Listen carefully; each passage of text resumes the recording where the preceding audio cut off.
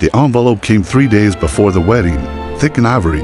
The calligraphy so ornate Clara thought it might have been misdelivered. Her fingers trembled as she slit the seal and unfolded the invitation. You are cordially invited to celebrate the union of Serena Blake and Eli Foster. It read in looping gold script. Beneath that, in smaller print, was the time, the date, and the location, the Grand Briar Estate. Clara stared at the name. She hadn't heard from Serena in over a year. They'd shared a dorm once briefly. Serena had been the kind of woman who wore perfume to 8 a.m. lectures and hosted study groups that turned into influencer brunches. Their friendship, if you could call it that, had fizzled out the moment Clara stopped being useful. Now, here was an invitation, last minute, no plus one. Clara set the card down and looked around her studio apartment. A forgotten teacup sat cold on the windowsill beside a copy of Jane Eyre she'd read so many times the spine was broken. A single rose drooped in a mason jar vase beside it. The room was small, but hers filled with the warmth of books and thrift store charm. And yet, something about that envelope tugged at her. She spent the evening debating. She didn't have the right dress, or shoes, or stories to share in a room full of Serena's curated people. But something inside her, some small, defiant voice whispered, "Go anyway." The Grand Briar Estate loomed like a fairy tale come to life. Gilded gates, peacocks on the lawn, and marble fountains that glittered in the afternoon sun. Clara had never seen anything like it. Her rented car looked pitiful among the rows of gleaming black sedans and vintage convertibles. As she stepped into the foyer, the scent of roses and polish was swept over her. A crystal chandelier the size of her kitchen sparkled overhead. She clutched her thrifted clutch tighter and smoothed the soft navy dress she'd found in a clearance bin. It hugged her waist and fell just below the knee, elegant enough in her mirror. But under these chandeliers, she felt like a shadow at a royal gala. Guests swirled around her in a blur of satin and laughter, voices rising like champagne bubbles. Clara didn't see a single familiar face. No one looked her way. She followed the usher to the ballroom, her heels clicking loudly against the marble. The seating card read, Table 11. She found it tucked behind a column and half shielded by a mountain of orchids. Overflow. That was the word for it. The table where guests no one quite remembered ended up. A balding man scrolled his phone beside a woman who sipped wine like it was a lifeline. Clara offered a polite smile. No one noticed. She sat quietly, arranging her napkin just so, pretending to check messages she hadn't received.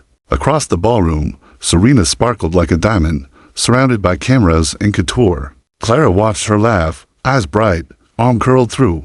Ellie's. For a moment, she felt like she was watching someone else's movie through a glass screen. The band began playing.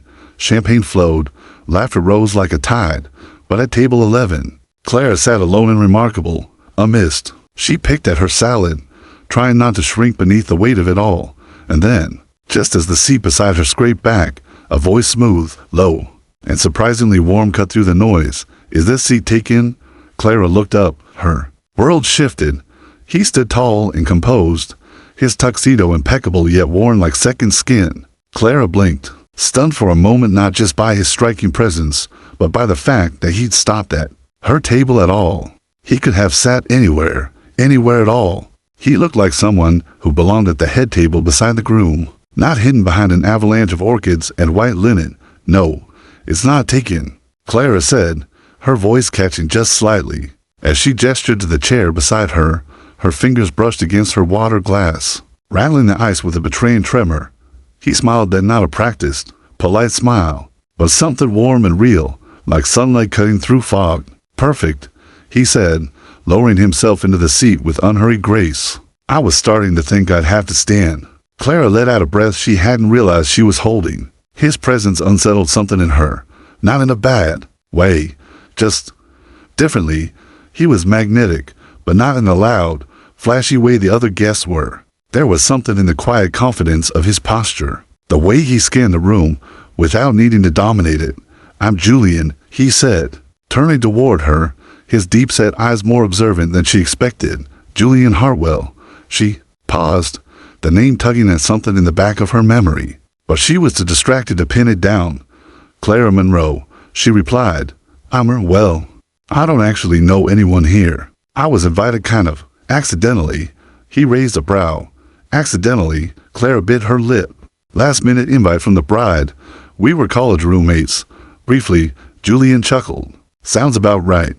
I'm the groom's childhood friend. Been trying to avoid small talk and shallow networking all evening. Clara tilted her head. You don't look like someone who hides. Julian's expression shifted just enough for her to notice a flicker there, then gone. Sometimes hiding is the only way to be seen for who you are. That line struck her harder than it should have. They fell into easy conversation surprisingly. Easy. Julian had a way of listening that made Clara feel like her words mattered. He asked about her work at the bookstore, about her favorite authors, and actually waited for the answers. She told him about her small reading club that met in the back corner of the shop and the way she organized shelves by emotional resonance, rather than genre. And somehow, she didn't feel the need to apologize for any of it in return. Julian offered vague answers about his work, something in investments or consulting, or boring numbers stuff, as he put it, but Clara noticed how other guests glanced their way, how some of them froze mid-sentence as they passed the table. And once, when the father of the bride passed by and clapped Julian's shoulder, he said, "Didn't expect to see you here, Hartwell," before moving on quickly, eyes flicking to Clara with restrained curiosity. Hartwell, that's when it clicked. Julian Hartwell, billionaire investor, innovator, one of the youngest CEOs in the country, featured on Forbes, always avoids the spotlight, rumored to have turned down multiple magazine covers. And he was sitting next to her, offering her bread from the basket like they were the people who had known each other for years. Clara tried to hide the flicker of recognition in her eyes, but he caught it. Of course he did. Figured it out. He asked quietly. I wasn't sure at first, she admitted. He looked down at his plate, a slight tension in his jaw. And now, I'm not sure what difference it makes, she said softly, surprising even herself. Julian looked up sharply. For a second, something vulnerable cracked through his calm facade. Most people care.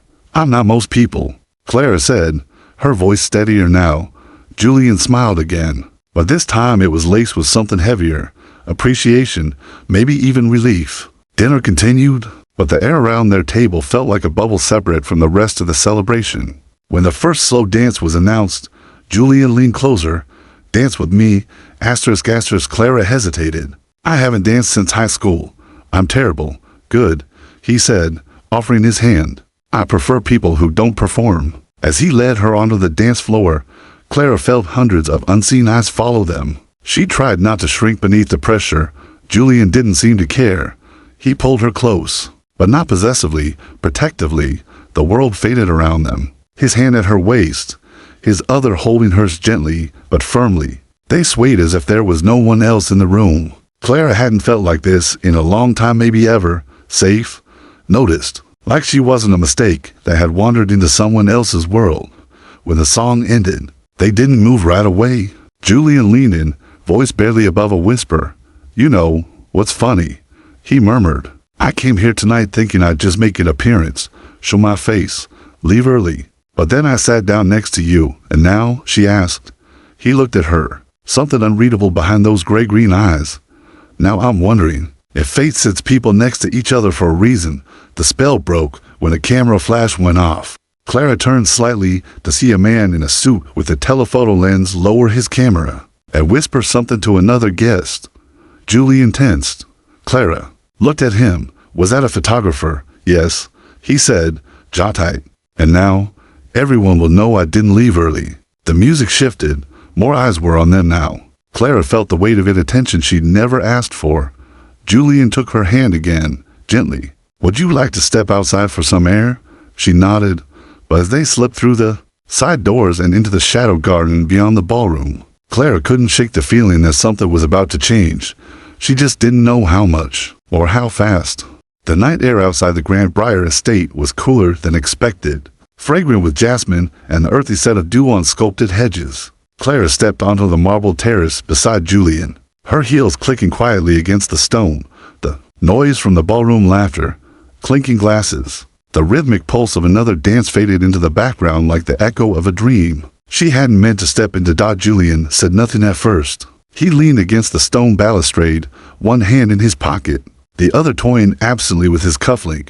Clara studied him out of the corner of her eye. Here, in the quiet, he looked different. Still impossibly handsome, still composed, but something had changed, as if the perfect mask he wore indoors had cracked just slightly, revealing something raw underneath. "Thank you," Clara said softly. Julian turned. "For what?" "For not letting me sit alone all night," she replied. "For dancing with me. For pretending I belong here." His eyes narrowed not unkindly. "I wasn't pretending." Clara blinked.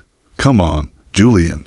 Look at this place. Look at you." "I have," he said simply, "and I'm looking at you now." His words wrapped around her like velvet, startling, soft, and impossible to ignore. Clara felt a blush creep up her neck and looked away, embarrassed by how deeply his gaze seemed to reach. But before she could reply, a door behind them opened with a clatter. A woman stepped out, a bridesmaid in a lavender silk dress, holding a champagne flute and wearing a smirk too sharp to be friendly. Her gaze landed on Julian and immediately lit with recognition, then flicked to Clara and dulled into mild condescension. "Well," the woman said, sauntering forward, "Julian Hartwell. I didn't know you were still here." Julian's jaw tightened just slightly. "Evening, Mallory. You usually disappear before dessert," she added, sipping her champagne, eyes drifting over Clara. "But I suppose you had a reason to stay." Clara straightened instinctively. "I'm Clara." Mallory smiled, but there was no warmth in it. "Of course you are." Julian's hand brushed lightly against Clara's lower back, a small, almost protective gesture. "We were just getting some air," he said. "Of course." Mallory's gaze sharpened. "You always did like your little surprises, Julian. But this one." She turned to Clara. "Do you even know who he is?" Clara's throat went dry. "Yes, I do. Do you?" Mallory asked again, her voice a little too silky, "Because everyone knows who Julian Hartwell is, but very few know what that really means." Julian stepped forward. "Mallory," she raised her hands. "Don't worry. I'm not here to cause a scene. Just be careful, Clara. This isn't a world that forgives softness." With that, she turned and vanished back into the golden haze of the ballroom, her words lingering like smoke. Clara stood there in silence. What did she mean? Julian didn't answer immediately.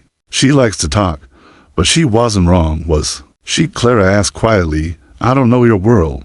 "Not really." Julian exhaled through his nose and turned to face her fully. "Clara, I came here tonight to fulfill a social obligation. Smile, shake hands, leave early. I've been doing that for years. But I didn't leave. I sat down at a table no one was supposed to notice, and then I saw you." His voice lowered. "And for the first time in a long time, I didn't want to be anywhere else." She wanted to believe him. She did. But inside, a battle raged. Mallory's warning wasn't new. Clara had felt it in every raised eyebrow, every glance that flicked between her simple dress and the champagne-stained gowns. She didn't belong. "Not really. I just don't understand," Clara said. "Why me? Why not one of them?" Julian stepped closer. "Because they already think they know me. They only see what they expect to see. But you look at me like I'm not a brand. I didn't know who you were," Clara whispered. "And that was the best moment I've had in years," Julian said. "Because you spoke to me like a person, not a headline, not a billionaire, just a man." His voice faltered, just slightly, and in that break Clara saw something terrifyingly real. "You don't know this yet," he said softly, "but you saved me tonight." Clara opened her mouth to reply, but the sound of approaching footsteps broke the moment. It was Eli the groom grinning as he approached in his slightly rumpled tux. "There you are," he said to Julian. "There, cutting the cake. You're supposed to make a speech." Julian hesitated. "Right? I forgot." Eli turned to Clara and grinned. "And you must be the mystery girl. Serena's freaking out. She thinks Julian's found someone who's not a walking resume." Clara laughed awkwardly. "Come," Julian said gently. "Come with me." "To what?" "A billionaire toast." "To the rest of the night," he said. "Whatever that turns out to be." Clara wasn't sure what compelled her to nod, but she did. Back inside, the ballroom was humming with light and motion. Julian took the microphone with one hand and gently held Clara's with the other. As he walked up to the stage, his voice echoed over the crowd. "They asked me to speak about love tonight," he said, looking out over the sea of elegant strangers. Then his eyes settled on Clara, "and I thought I wouldn't have much to say." He paused.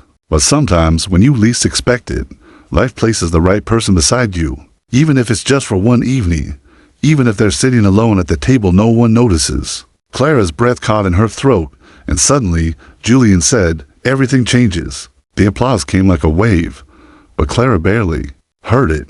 She was still stuck on the way he said everything, as if he meant it, as if something in him had truly shifted, but she didn't yet know just how deep that shift went, or how the story between them had already begun years ago without either of them realizing. Clara couldn't sleep that night. Even after she'd returned home, she was kicked off, dress draped over the back of a chair, the glow of the Grand Briar Ballroom fading from her skin. Her mind spun like a carousel of questions. Julian Hartwell. The name alone was enough to send her reeling. She sat on the floor in her pajamas, the soft light of her desk lamp flickering off her phone screen. Her thumb hovered over the search bar. She didn't want to, not really, but curiosity, that sharp and dangerous thread, tugged at her ribs until she gave in. The search results hit like a freight train. Julian Hartwell, 31, tech visionary, founder of Hartwell Dynamics, youngest recipient of the Evercrest Humanitarian Medal, estimated net worth $4.2 billion. A string of vague headlines followed.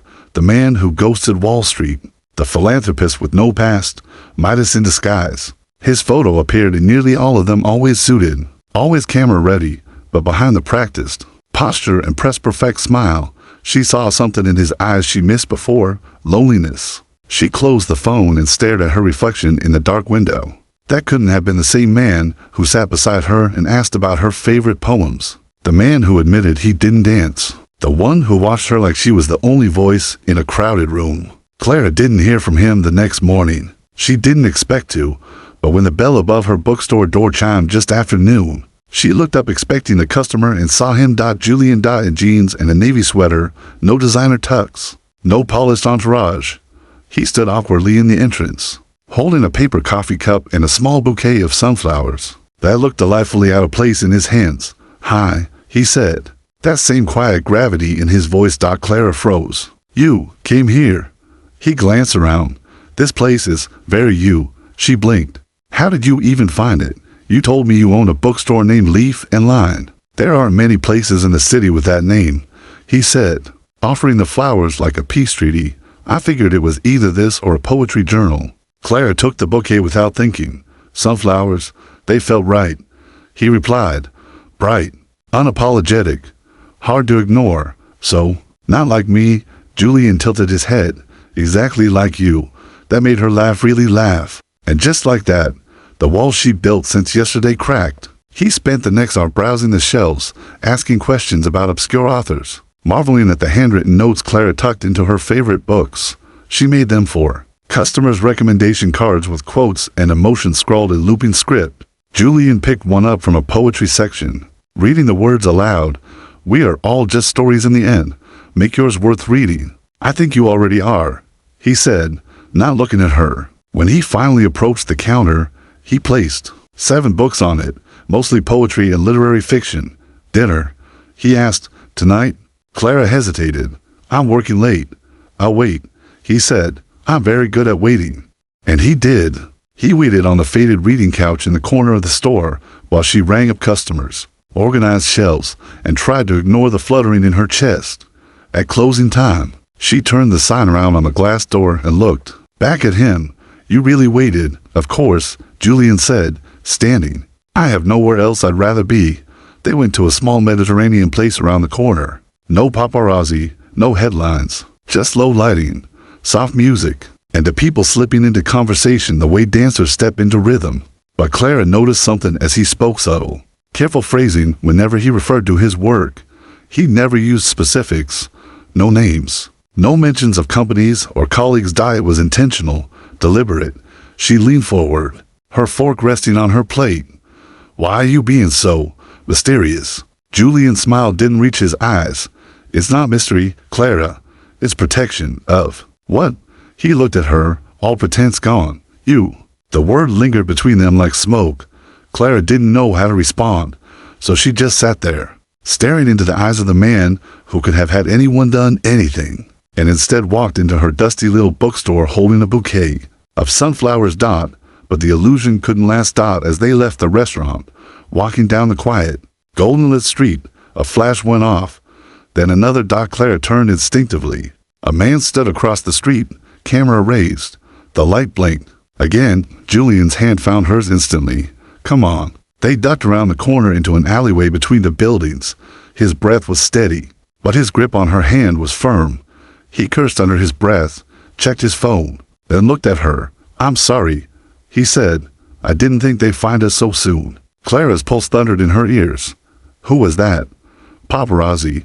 Maybe freelance. She took a step back. Are they going to publish something? Probably. And say what? Julian looked at her, sorrow creeping into his voice. That I brought a girl no one knows to a wedding full of people who think they know everything. Clara wrapped her arms around herself. The weight of what was happening fell over her like a heavy coat. Julian stepped closer. I can make it disappear. How? She asked. By paying them off, if I have to. That's not the point, she snapped. I'm not ashamed of being seen with you. But are you ashamed of being seen with me? He blinked. Never.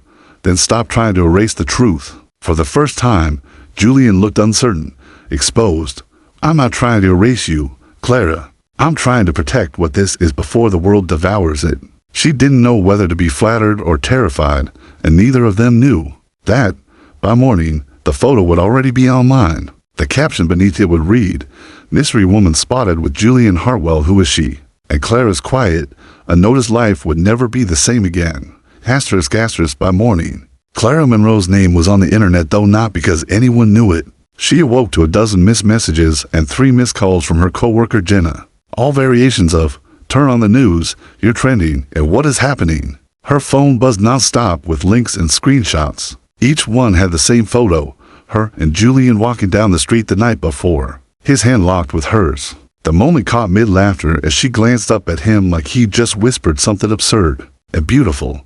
The headline said, everything but her name. Julian Hartwell steps out with mystery woman after wedding appearance. Is the billionaire bachelor off the market? New romance or just another distraction? Clara's stomach twisted as she stared at the screen. She was a blurred face with a caption. A non-person reduced to speculation and clickable intrigue. Her Instagram wants a quiet space filled with flower arrangements, poetry quotes, and bookshop selfies had exploded overnight. Hundreds of follows. Dozens of comments. Some were kind. Most were not. Who is this nobody? Gold digger alert. She's not even pretty. He downgraded hard. Clara dropped the phone like it had burned her. In the back of her throat, embarrassment curdled into anger. Not because they didn't know her, but because they didn't care to. She was a character in someone else's fantasy, or worse, their punchline. She sat at the edge of her bed, breathing through the humiliation. Then the doorbell rang. She didn't move at first. She couldn't. It rang again, cautiously, barefoot, and shaking. She opened the door. Julian stood on the other side, dressed down again in jeans and a simple hoodie, but his expression was grim. His jaw was clenched and his phone was in his hand. Mid-call, is it true? Clara asked before he could speak. Is this what happens to everyone who gets close to you? His face softened. Clara, my inbox is full of strangers calling me every name in the book.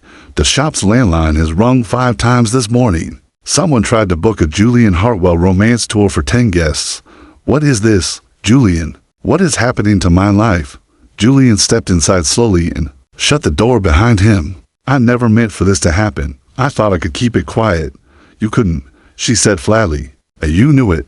He took a breath and walked to the small bookshelf beside her sofa, fingers running across the spines of old novels like he needed something to ground him. You're right. I should have been more honest about what being near me means. Why weren't you? Because I liked how it felt, he said quietly, to not be Julian Hartwell, to just be a man sitting across from a girl who makes the world quieter. Clara sat down on the edge of the couch, shoulders sagging. I'm not built for this. I know, he said, kneeling before her. That's why I came, to fix it. She looked at him. How? I'm taking you away. Her eyes widened. What? Just for the weekend. No reporters. No cameras.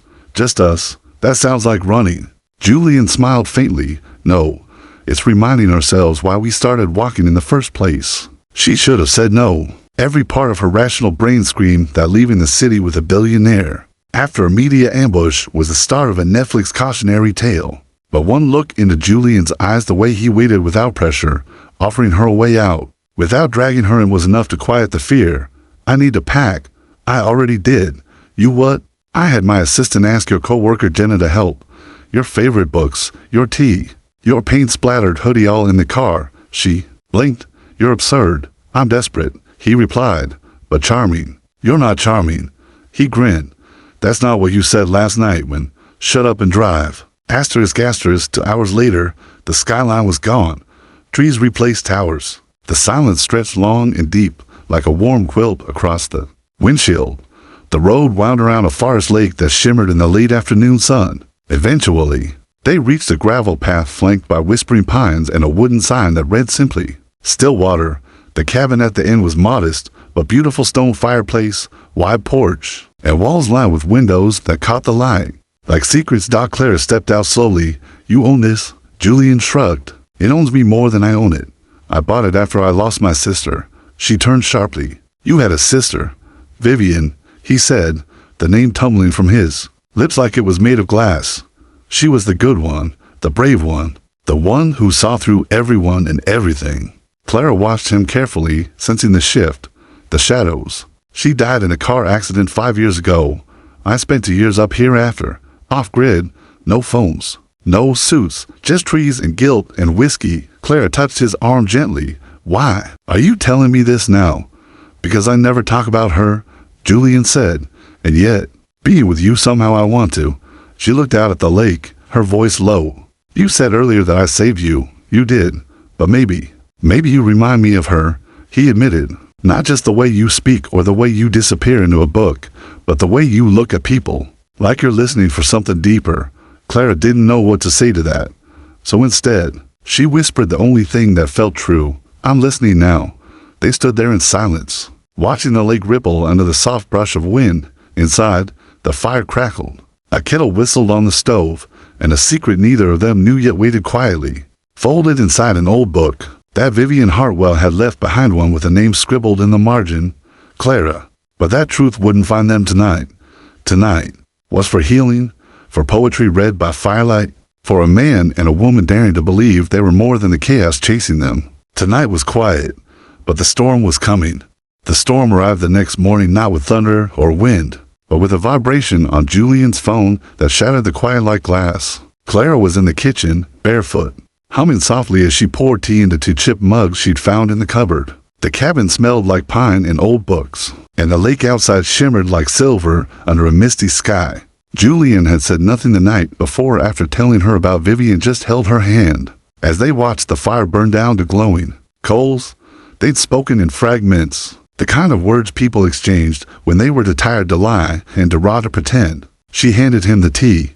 He didn't take it. Instead, he stared at the screen in his hand. His jaw locked. Clara's heart sank. What is it? Julian finally looked up. They found us. She didn't need to ask who they were. Another wave of nausea hit her. How? Someone leaked flight records. My driver said there were drones overhead at the estate. They're already piecing together coordinates. Clara sat down, the warmth of the tea vanishing in her palms. They're relentless. They always are, he said bitterly. Clara looked out the window. Maybe we go back. Face it. He turned sharply. No, not yet. She watched him, watched the tension settle across his shoulders like armor. She had seen him soft, stripped down, vulnerable. But now, the mask was sliding back on. Julian, she said carefully, you can't keep protecting me like I'm fragile. He sighed and rubbed his eyes. It's not just that. Then what? He hesitated, then set the phone down beside her mug. They're not just attacking you. They're digging into your past. My past. And now, Clara blinked. Now what? Julian's voice dropped. Now they found a photo. She stilled. A photo? He opened a folder on his phone and turned the screen toward her. Her breath caught. The photo was old, blurry, grainy, but it was unmistakable. A coffee shop, 5, maybe 6 years ago. A table near the window. Clara, younger, hair longer and tangled in a loose braid, sat with a woman, laughing, hands gesturing. Books piled on the table between them. The woman was Vivian Hartwell. Clara felt her heart stutter. That can't be. It is, Julian said. I'd know her face anywhere. Clara reached out with trembling fingers. I met her once. I didn't know who she was. We talked about poetry. She said she was just passing through. I remember she cried at one of the lines I wrote in the margin of a book I gave her. She bought it for $2. She never told me about you, Julian said, his voice hollow. But she mentioned the coffee shop in a journal entry once. She wrote about a girl who reminded her why she believed in goodness. Clara's hands went cold. She called me kindness in a world that had none. Julian sat down, stunned. That's exactly what she wrote. They looked at each other, then truly looked, as if the air had thickened between them with something larger, heavier than coincidence. This isn't random, Clara whispered. We weren't just thrown together by fate at a wedding. Julian leaned back, reeling. No, you were part of her story, maybe meant to be part of mine. Clara couldn't process it. The world was spinning. I thought I was just a stranger who sat beside you. Julian's eyes burned with intensity. You were never just a stranger. They sat in stunned silence as the kettle screamed again. Long forgotten on the stove dot the next day, the press doubled down. Someone had leaked more than just coordinates. They had unearthed Vivian's final journal entries sold by a family employee. Who had stolen them before resigning years ago? Julian's. Legal team tried to block publication, but it was too late. The internet exploded. Hartwell Eris's secret diary, the girl who changed her last days. Is Clara Monroe the link between Vivian's final days and Julian's rebirth? The mystery woman was no stranger after all. What was once quiet affection, now morphed into spectacle. Everyone had an opinion. Some romanticized it, two souls brought together by grief and fate. Others turned vicious, accusing Clara of orchestrating everything, of using Vivian to worm her way into Julian's life, of being a stalker, a manipulator. Clara's inbox filled with threats. Julian's publicist called in a panic. We need to issue a statement now, distance you from her before this swallows the board vote next week. Julian stood in his penthouse, watching the city lights flicker through the floor-to-ceiling glass. I'm not distancing myself. Julian, I'm making it official. What? I'm not hiding. Not from this. Not from her. He hung up. Clara stood on the rooftop of her apartment building, arms crossed as the wind tugged at her sweater. Julian had asked to meet her there. No press, no cameras, just them. When he arrived, he was holding something in his hand, a small, dog-eared book, one of hers. I found this in Vivian's box of things, he said. It had your name on the inside cover. She kept it. Read it. Clara took it reverently, hands shaking. I think she wanted me to find you, Julian said. Or maybe the universe did. I don't know anymore, but I do know one thing. She looked up. I'm done running from truth, and I'm done hiding you like a secret. Tears welled in her eyes. So what now? He took her hands. We take back the story. How together, as they stood there under the dark sky, the city below never seemed more alive. For the first time, Clara felt taller than the noise, taller than the headlines, and beside her stood the one man who saw her not as a mystery, not as a scandal, but as a chapter in a story neither of them had finished writing yet. But just as their hands clasped and their silhouettes merged against the skyline, Julian's phone buzzed again. One text out from his oldest business partner. We need to talk. The board wants you to choose her or the company. Tomorrow. The real storm was only just beginning. Asterisk, the following morning arrived with no ceremony, just the cold clarity of consequence.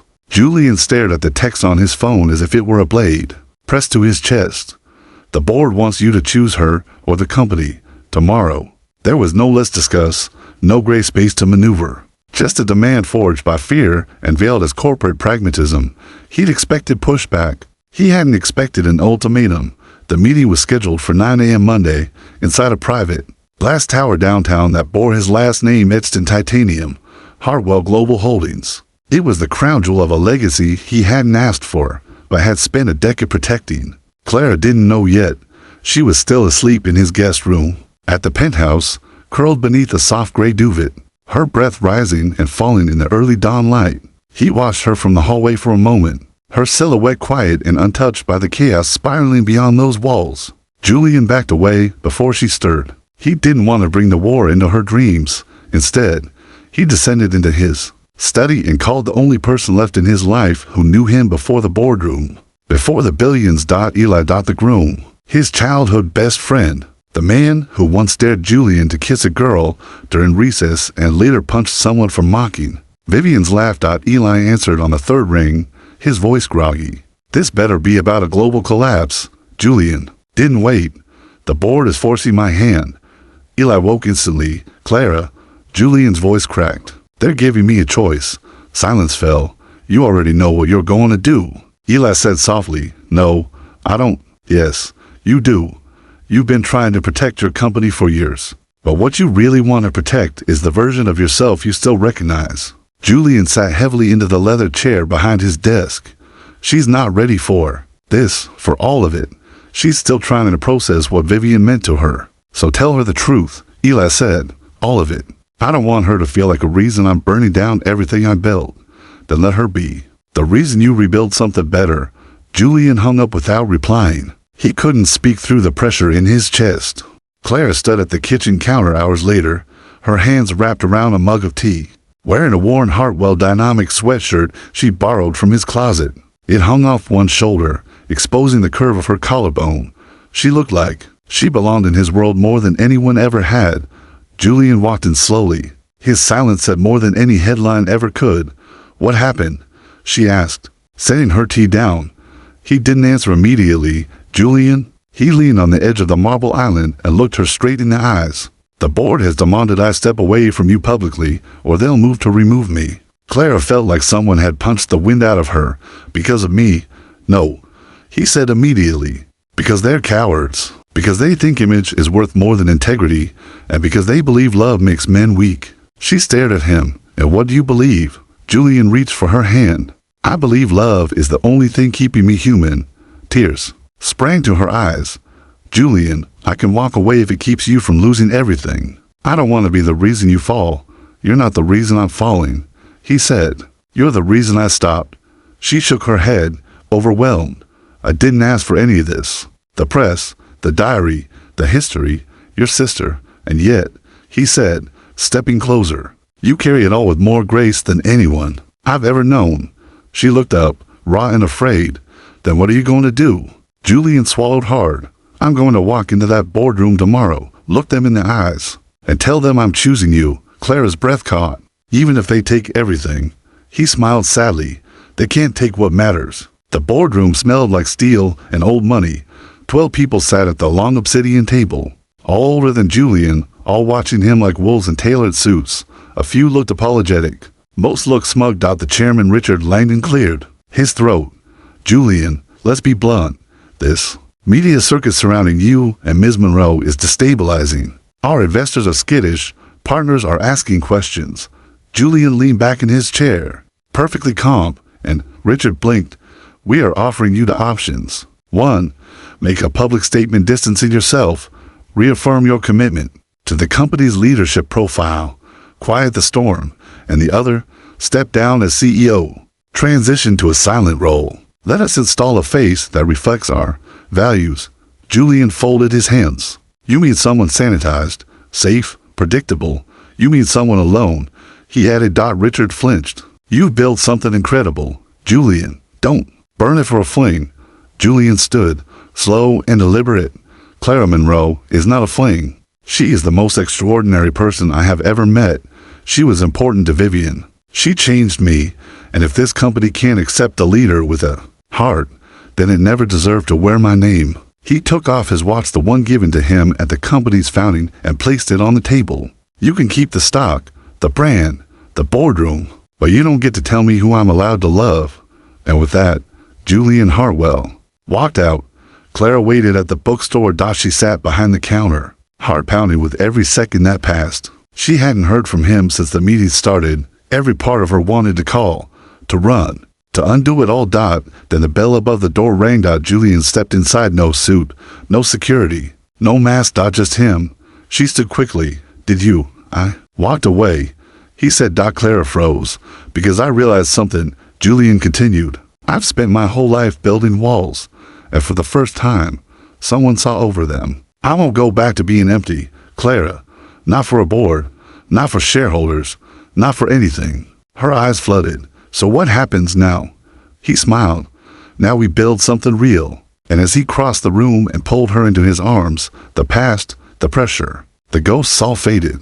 For the first time, Julian Hartwell wasn't a brand, a billionaire, or a headline. He was just a man in love, and Clara Monroe once invisible was no longer a mystery. She was everything. Asterisk asterisk. The sun was setting behind the skyline, casting golden streaks across the window pane of the bookstore as Clara sat beside Julian on the worn leather reading couch. The air was thick with the scent of ink, old paper, and something new, something raw, uncertain, but electrifying.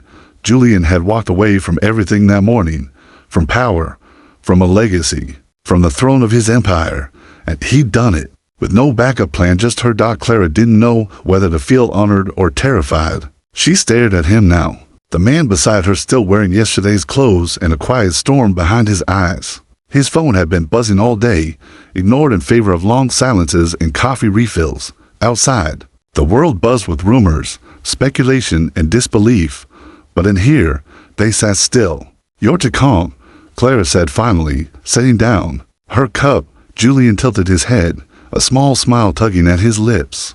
"I think I'm still in shock, or maybe I've finally stopped pretending that control equals peace. I keep waiting for the floor to collapse," she admitted, "for you to say this was all a mistake, that I'm not worth the fallout."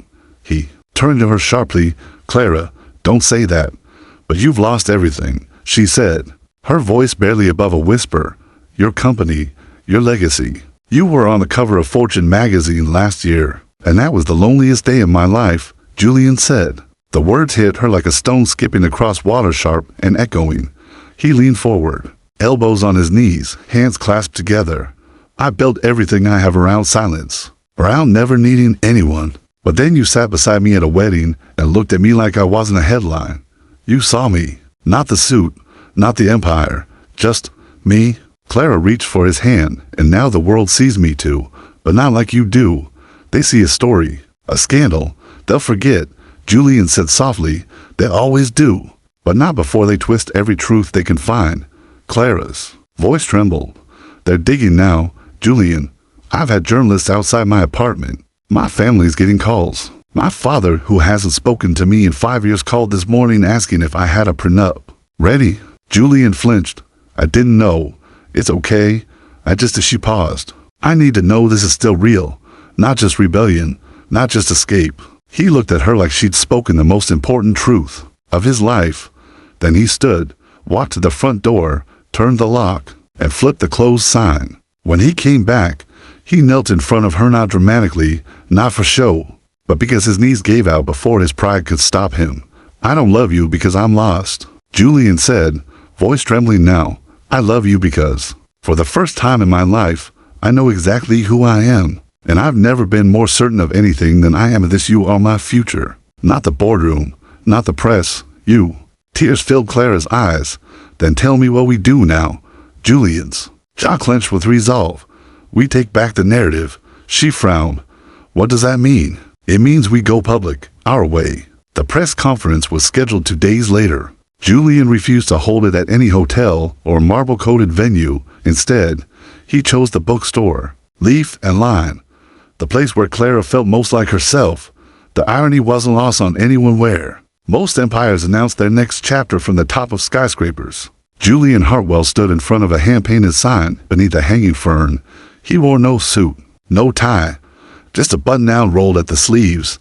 Clara stood beside him, not behind him. Beside him in a navy dress, no makeup, her hair pulled back with a ribbon Vivian had once worn. Dozens of reporters lined the street, cameras flashing. Live streams buzzed online.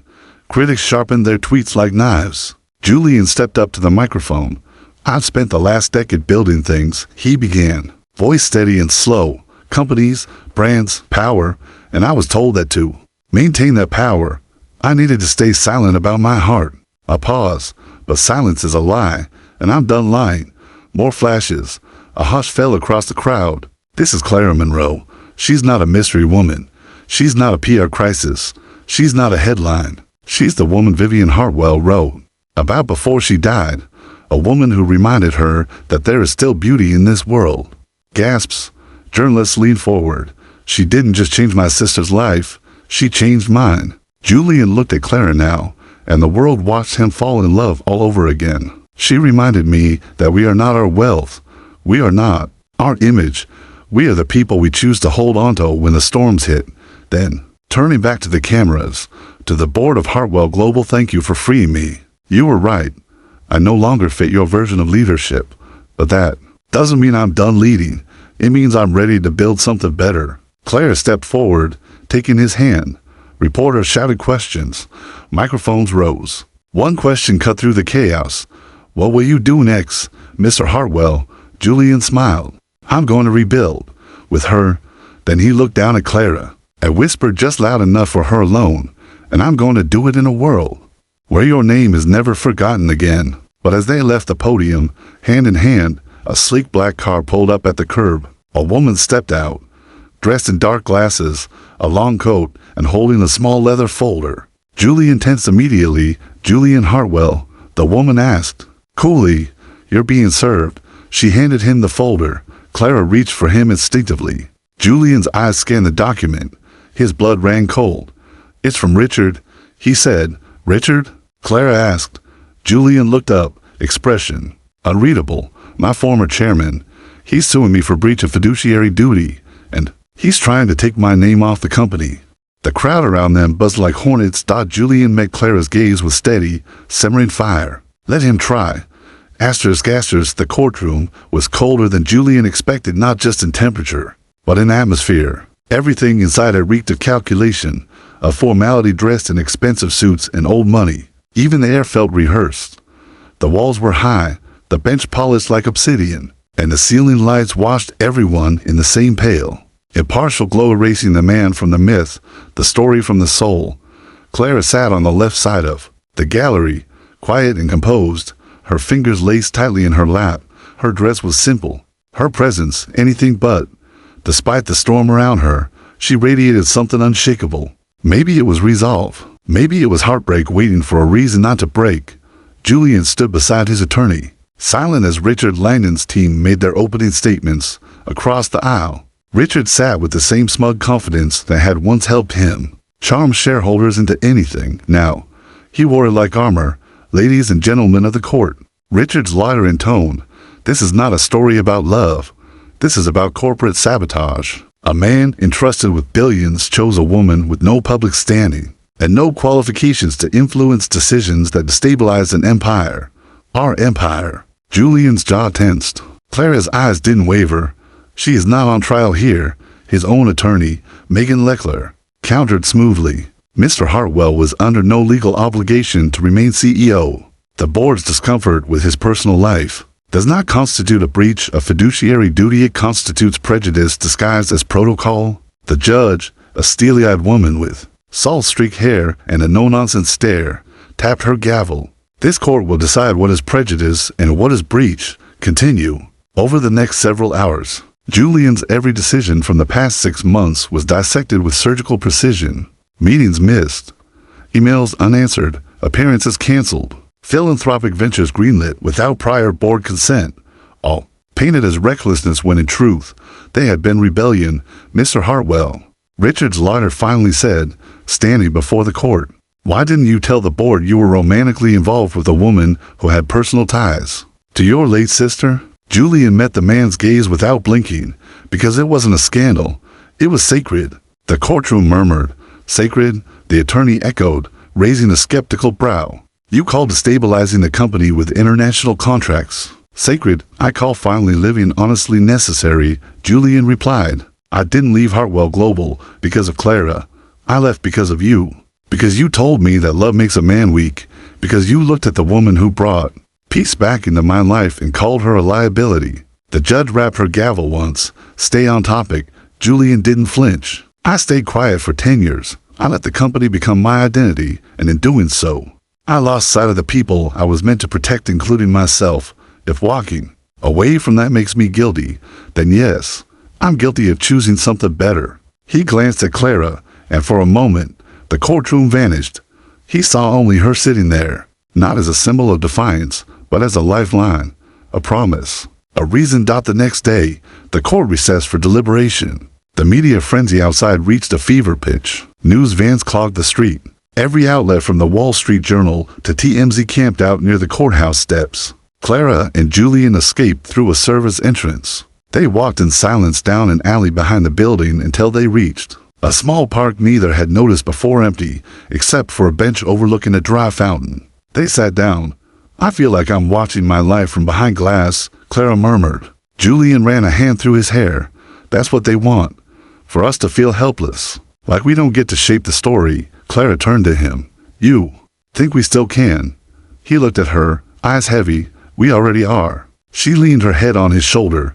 Then no matter what happens in that courtroom, I don't regret any of it. He hesitated, then reached into his coat pocket and pulled out a small black box. Clara blinked. Is that? I know the timing is insane, Julian said quickly. And this is probably the worst moment in human history to do this. But if the last few months have taught me anything, it's that there's never a right time, only a true one. He opened the box. Inside was a ring unlike any she'd ever seen. Not flashy, not traditional. Just a single, perfectly cut sapphire, deep blue, like midnight at the lake, set in a band of platinum etched with tiny vines. Vivian designed this. Years ago, Julian said, for the woman I'd fall in love with someday. She never gave it to me. I found it in her sketchbook last week. Clara's hand flew to her mouth. I don't want to wait until the world stops judging, or until the board decides who owns what. I want this, now, while we still have breath in our lungs and fire in our hearts. Clara's eyes filled with tears. So, Julian said, dropping to one knee on the cracked sidewalk of an empty park in downtown Manhattan. Clara Monroe, will you marry me? She didn't hesitate. Yes. But the moment they returned to the bookstore, the storm was waiting. Megan stood outside, phone in hand, face pale. The verdict came early, she said. Julian stepped forward. What is it? They're stripping your name from Hartwell Global, Clara gasped. Megan continued, voice shaking. They're calling it a moral breach. They're claiming irreparable brand damage tied to your personal choices. And they've convinced the trademark board to grant them emergency rights to the Hartwell name for corporate use. Julian didn't react. They're trying to erase you, Megan whispered. Julian closed his eyes. No, he said. They're not. Clara took his hand. What do you mean? Julian opened his eyes. They can take my company. They can steal my name. But they can't take what matters. He looked around the bookstore, the shelves, the scrawled quotes, the stories pressed between pages. He saw something new. Not an ending, a beginning. I'm going to build something better, he said. With what? Megan asked. You're starting from nothing. Julian smiled. Exactly. Then he looked at Clara. And this time, I'm doing it with her name beside mine. She smiled through her tears. And just like that, Julian Hartwell became Julian Monroe Hartwell. And the empire they would build together, it wouldn't be made of steel or stock portfolios. It would be built on truth, on legacy, on a love to rare to brand. And no courtroom in the world could contain what was coming next. Asterisk, the first snowfall of the season drifted down like ash from a quiet sky, blanketing the city in silver silence. Clara stood at the edge of the bookstore window, her breath fogging the glass, her thoughts miles away. It had been 3 months since the courtroom's verdict. 3 months since Hartwell Global stripped Julian's name from the company he had built with blood, brilliance, and late-night coffee in a forgotten garage in Brooklyn. 3 months since the world tried to write his final chapter, and yet, he hadn't disappeared. He transformed from the ruins of boardroom betrayal and broken trust. Julian Monroe Hartwell, now proudly bearing Clara's name, had done the unthinkable. He had started again, and not with some sprawling tech company or secret startup whispered through elite circles. No, he started with a story, their story. It began with a modest press release issued from the back room of Leaf and Line, the bookstore now partially owned by both of them, introducing the Monroe Hartwell Foundation, a venture devoted to rewriting the narrative. One story, one voice, one forgotten name at a time. The media hadn't known what to do with it. It wasn't flashy. It wasn't even financial. It was emotional, idealistic, and real. A storytelling foundation, a publishing house, a platform for unheard voices, refuge for those erased by powerful systems, single mothers, artists without platforms, or veterans, whistleblowers, teachers, immigrants, survivors. The world, starved for something authentic, leaned in. But the shadow of Richard Landon still loomed. He hadn't stopped. Behind the scenes, Richard had leveraged every contact, every favor, every backroom handshake to try and bury Julian for good. He hired smear agents, commissioned articles to destroy Clara's credibility. He leaked edited versions of Vivian's journal to make it seem like Clara had manipulated her way into the Hartwell legacy. But Julian had learned one thing in the fires of public crucifixion. Truth doesn't need armor. It needs light. And he had it now. Clara watched the snow fall as Julian walked through the door, cheeks pink with cold, a folder tucked under his arm and a spark in his eyes. "You're late," she teased, stepping forward. "I was with Megan at the courthouse." Her smile faded. "Did something happen?" Julian nodded slowly. "We fought back." Clara blinked. "You mean legally?" He stepped closer and placed the folder on the counter. "Turns out Richard made a mistake. He forged the signatures in the internal petition to remove me. We didn't catch it then, but Megan subpoenaed old drafts." Clara gasped. Julian grinned, not the cocky grin of a billionaire, but the grin of a man who had seen his name dragged through the mud and still stood taller for it. "We have a federal fraud investigation now, and if it goes forward, the Hartwell name might be mine again." Clara's heart pounded. "But do you want it back?" Julian opened the folder, revealing a single black and white photo. It was of him and Vivian. They were young, innocent. She wore a crown of sunflowers on her head. He wore a tie crooked with rebellion. He looked down at the photo for a long time before replying. "I don't want it back to be powerful. I want it back so I can honor her." Clara nodded, swallowing the lump in her throat. "But even if I don't win the name," Julian said, "I have something more important." He reached into his coat pocket and pulled out a bound manuscript. Clara frowned. "What's that?" "Book," he said, handing it to her. On the cover, "When the Billionaire Sat Beside Her" by Clara Monroe. Clara's hands trembled as she opened it. "You wrote our story," she whispered. "No," Julian said. "You wrote it. I just encouraged you to believe it mattered." Inside were the pages she'd scribbled in journals late at night, the ones she never thought anyone would read. The moments of heartbreak, confusion, and awe as her life was upended by love. Julian placed a small card inside the front cover, first titled to launch Monroe Hartwell Publishing, releasing next month worldwide. Clara covered her mouth, speechless. "We're going to flood the world with real stories, Clara," Julian said. "Yours, mine. The stories of everyone who's ever been pushed to the corner table at the wedding and told they didn't belong." Clara flung her arms around him, breath catching, on his shoulder. They stood that way for a long time to people the world had tried to silence, holding on to something no one could take. Voice. Weeks passed. The foundation grew. Submissions poured in by the thousands. Each story had something in common: survival, hope, the long journey to be seen. Julian and Clara curated them like precious artifacts, built teams, printed pages, and opened distribution centers in cities most publishers ignored. But the world wasn't done watching. One morning, Clara woke to a front-page headline that made her heart stop. Langdon indicted on federal fraud charges. Evidence points to corporate espionage and forgery. The article detailed everything. Richard had forged votes, suppressed evidence, doctored press, and used Clara's background to spin false narratives for investors. By noon, Richard Langdon had been arrested. By evening, Julian received a letter from the board of Hartwell Global. "Mr. Hartwell, after much review and under unanimous vote, we hereby restore full rights to the Hartwell name. You are no longer removed in title, legacy, or legal standing. Should you wish to return in any capacity, board seat, figurehead, or advisor, we will support it." Julian looked at the letter for a long time. Then he ripped it in half. That night, at the bookstore now doubled in size, with a glowing sign that read "The Monroe Hartwell House of Stories," Clara and Julian hosted their first gala. No tuxedos, no velvet ropes, no red carpet. Just readers, writers, survivors, dreamers, all invited, all welcome. Julian stood beside Clara, watching as a woman from Detroit stepped up to the microphone to read a poem about raising her son.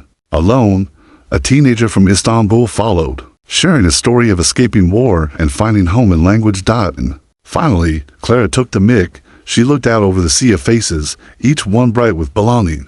"I once thought my story didn't matter," she said, voice strong.